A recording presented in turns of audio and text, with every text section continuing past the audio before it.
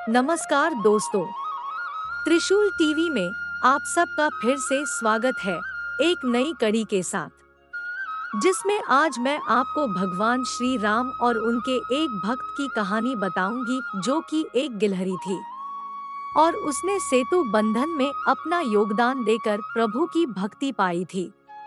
साथ ही आपसे निवेदन करूंगी कि चैनल को सब्सक्राइब और लाइक जरूर करें। तो चलिए शुरू करते हैं।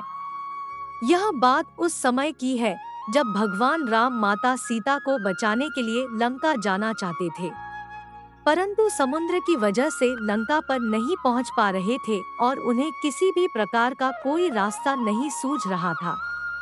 इस पर भगवान श्री राम क्रोधित हो उठे और उन्होंने समुद्र पर बाण तान दिया, जिसकी वजह से समुद्र देवता भयभीत हो गए और भगवान श्री राम के सम्मुख प्रकट हो गए और वार्तालाप में उन्होंने बताया कि आपकी सेना में नल और नील दो ऐसे वानर हैं जिसके जरिए आप राम सेतु का निर्माण कर सकते हैं और इस समुद्र को पार कर सकते हैं। इसके पश्चात वानर सेना और हनुमान जी ने यह तय किया कि हम सागर के ऊपर एक सेतु का निर्माण करेंगे और उसी पर चलकर लंका पहुंच जाएंगे।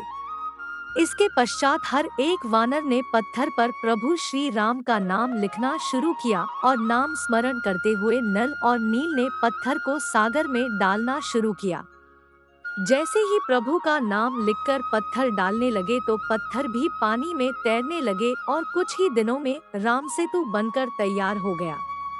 जिस समय राम सेतु बनाने में सभी वानर व्यस्त थे, उसी समय एक छोटी सी गिलहरी ने उन सभी को पुल बनाते हुए देखा था।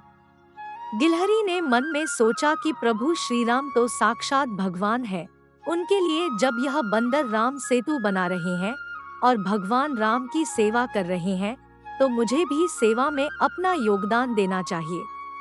यह सोचकर गिलहरी ने मन ही मन प्रभु श्री राम के चरणों में नमस्कार किया और दूसरी तरफ अपनी सेवा शुरू कर दी।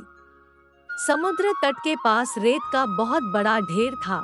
जिस प्रकार की गिलहरी की क्षमता थी, उसका वह पूरा उपयोग कर रही थी और उपयोग करके श्री राम के कार्य में लग गई।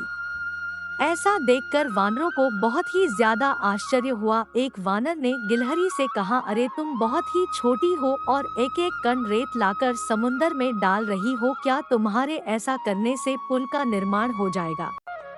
तब गिलहरी ने जवाब दिया कि भैया, मैं भले ही बड़े पत्थर नहीं उठा सकती हूँ, आप लोगों जैसी सेवा तो नहीं कर सकती हूँ, परंतु इतनी श्री राम ने मुझे क्षमता दी है, उतनी सेवा तो कर ही सकती हूँ।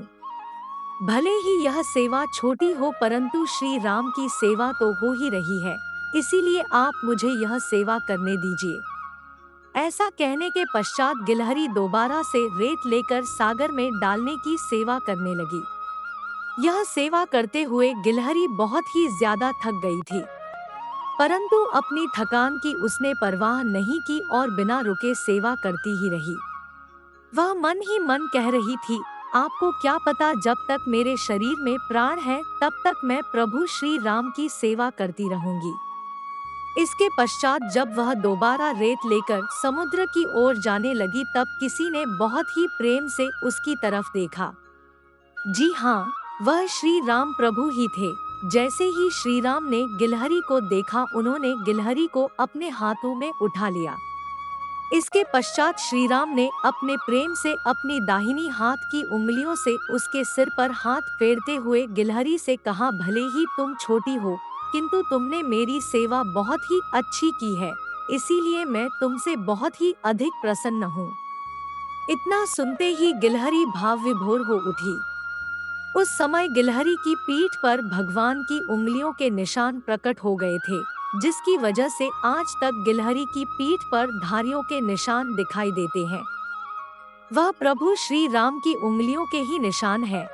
इसके पश्चात प्रभु श्री राम ने गिलहरी से कहा, जो भी तुम्हारी जैसी सेवा करेगा, उस पर हमेशा मेरी कृपा बनी रहेगी, उसे किसी भी प्रकार की कमी नहीं आएगी।